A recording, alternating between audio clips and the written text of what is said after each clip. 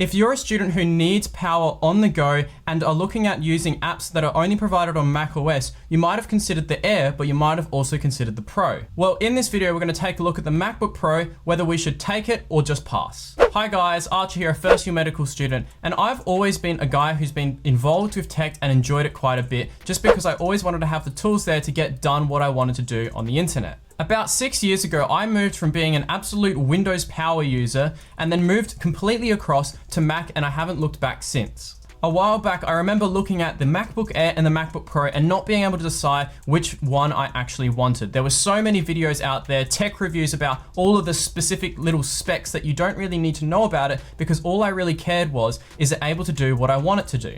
Is it actually suited to real world use, and can I actually use intensive, heavy workload programs on it for a long period of time? So it's that time of the year again, and the new Apple devices have been released. So we're basically looking at the new Air and the new Pro this year.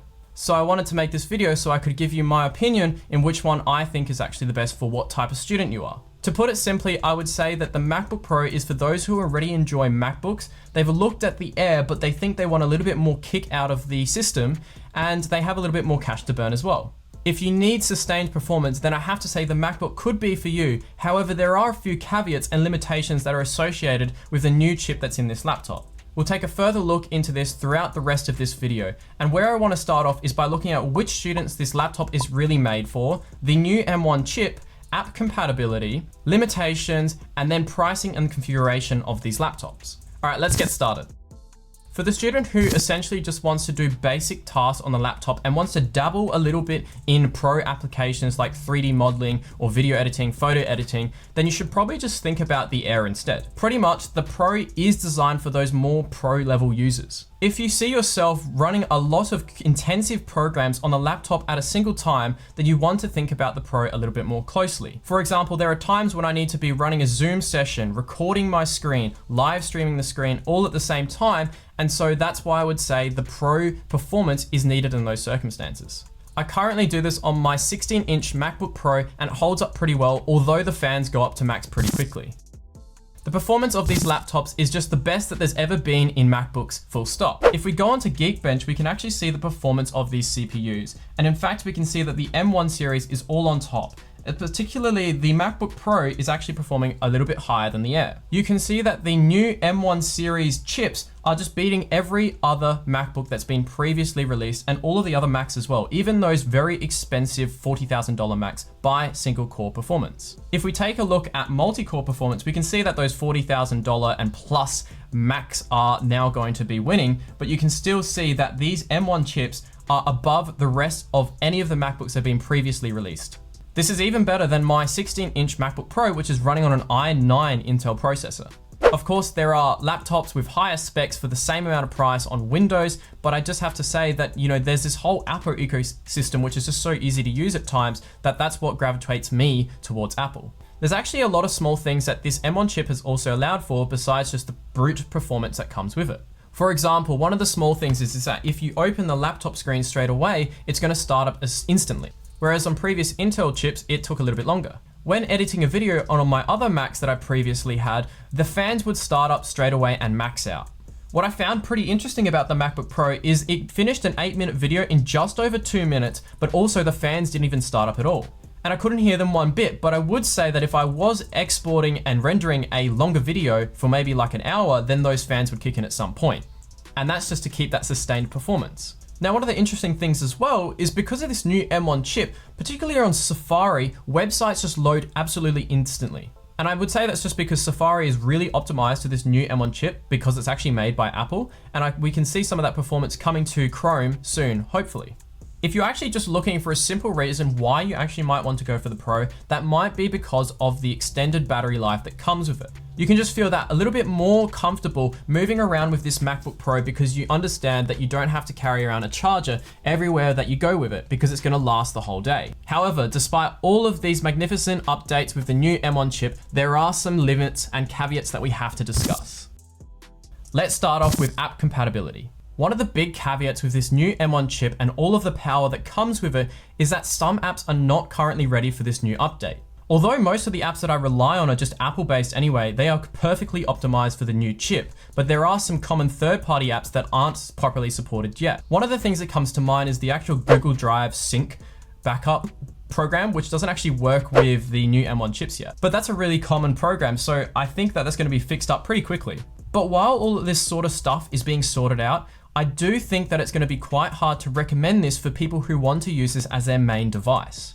If you are relying on some particular types of software and that doesn't work with this laptop, you're going to be a little bit in a stump. If this is something that you're worried about, you should definitely take a look at this a little bit more closely. And there's a website that I've got here, which is appleSiliconReady.com. This website just quickly goes through some of the apps that you might be thinking about using on your new MacBook and showing if they're properly supported for the new M1 series yet. You can see that there's actually two text boxes here, one for Rosetta, which is the thing that allows you to use old apps on the new laptops. And this doesn't work for every application, unfortunately. And then you can see the Apple Silicon optimized apps, which is something that the developers have to do manually to make sure that these are supported for the new Macs. Now, this is going to have to happen manually, which is going to take quite a while for every developer to do. And for some apps, that just won't happen. For the apps that I mainly use, things like Zoom, Google Chrome, IntelliJ, Sublime Text, these are all apps that are commonly used, and I don't think it's going to be much of an issue for me using this laptop.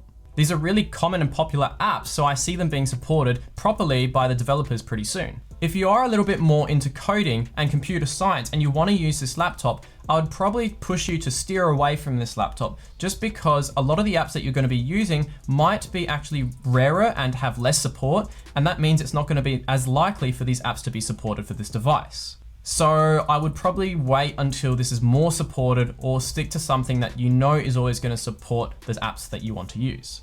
This issue of app compatibility is definitely one of the biggest issues that us as students are going to have to think about if we want to get this laptop. But there are a few smaller limitations that we also have to consider.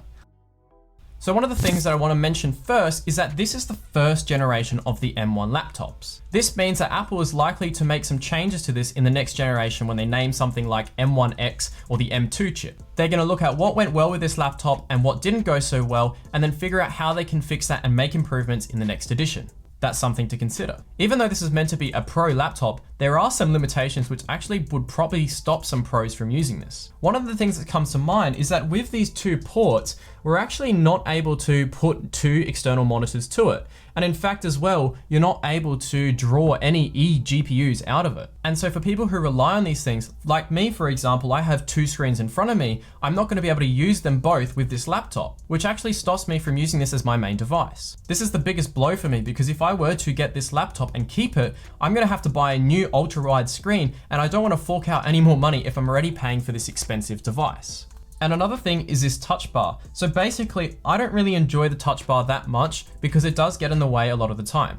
I usually touch type, which basically means I won't look at the keyboard when I'm typing. But if I want to change my brightness or mute my sound or change the sound, I'm gonna have to look down and press on this to see some more options or click on this and drag it as well. Now with all of this in mind, there's actually more animations that I have to think about, which takes a little bit longer. And eventually this time adds up in comparison to the buttons that are found on the Air. And I find this a bit annoying because if I just wanted to change my sound, I've got to look down, I've got to find the button and make sure I hit it correctly and then drag it and go from there.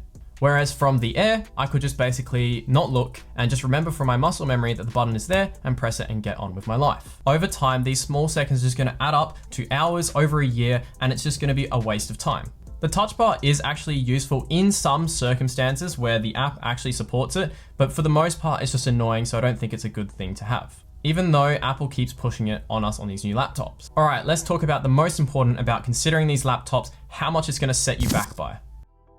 If you aren't one of the students that I've already mentioned in this video, then you probably want to think about the Air instead of the Pro, because there's not really much difference between the Air and the Pro, and it makes it really hard to recommend the Pro in general just because of that $300 gap between the Air and the Pro. In fact, it's actually going to be better just to go for the Air in most cases. However, if you are still considering the Pro, then you got to make sure that you get the right configuration for you. Also, because you're a student, you should definitely use the education discount. I also have a link to the MacBook Pro in the description for whatever that's worth. What we can see here is there is actually two options, but in fact, they're just the same model, just with different storage options. All right, so let's take a closer look at one of them. The entry model actually comes with just 8 GB of unified memory. And if you pay $300, then you're able to get that upgrade to double it to 16 gigabytes. I would say this is very important for those who are going to be using this device a lot for really heavy tasks. Like if you're doing photo editing, having Photoshop open at the same time as Final Cut Pro when you're editing a large 4K video file. In those sort of cases, if you're that particular person, then it's going to be really important to have something that has enough power to keep up with you. It just gives that little bit of extra headspace to the computer. But then again, you have to think about if this $300 upgrade is going to be enough value for you. For me, 256 gigabytes on this device is more than enough. I'm more than happy and content with carrying around an SSD, something that's external, or another hard drive if I need to deal with larger files. However, if you are someone who deals with large files on the go and you don't want to deal with that cable going into your laptop taking up one of these spots, then you probably want to think about the storage option. However, just because it costs such a premium on Apple devices to upgrade your storage is one of the reasons that I'm okay losing one of my ports just to carry around a hard drive with me. So this one's really for you if you think that you're going to really need all of that extra space on the laptop at all times, or if you're okay with just having that hard drive with you.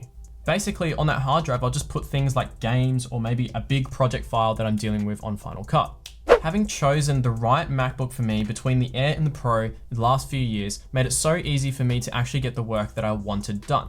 After all, the laptop is just a tool which allows you to focus on the things that are important. So really, it's up to you to use the potential of the device that you get, whether it's a Windows device or a MacBook or completely something else. If you want to see my comparison actually comparing the Air to the Pro, make sure to check out my video here. Okay, so hopefully you've got some value out of this video, and if you have, make sure to like and subscribe, and I will see you guys in the next one. Bye bye.